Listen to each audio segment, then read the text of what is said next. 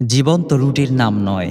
আল্লাহ তাআলা আমাদের কাছে দাবি করেছেন, হে আমার বান্দা ও বান্দিগণ, তোমরা আমাকে অনুসন্ধান করো। তোমরা চামড়ার উপর মেহনত করে সফল হয়েছ।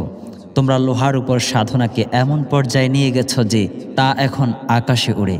তোমরা জীবের উপর সাধনা করেছ, তা থেকে সৃষ্টি হয়েছে নয়ন জোড়ানো বাগিচা। তোমাদের সাধনায় পাথর থেকে গড়ে উঠেছে সুদৃশ্য অট্টালিকা।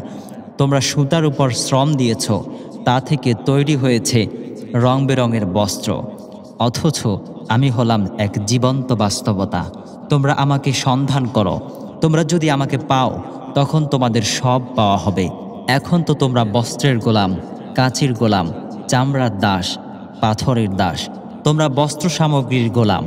তোমরা যদি আমাকে অনুসন্ধান করো, আমার বন্ধুত্ব লাভ করতে পারো, তখন তোমরা বুঝতে পারবে আসলে জীবন কাকে বলে। সত্যিকার অর্থে তখনই তোমরা লাভ করতে পারবে জীবনের আসল পরিচয়। আরে ভাই, জীবন তো রুটির নাম নয়। কাপড় পরিধানকে জীবন বলে না। সুখ ভোগের নাম জীবন নয়। সুরম্য অট্টালিকাকেও জীবন বলে না। জীবন বলে না বড় বড় বালাখানাকেও।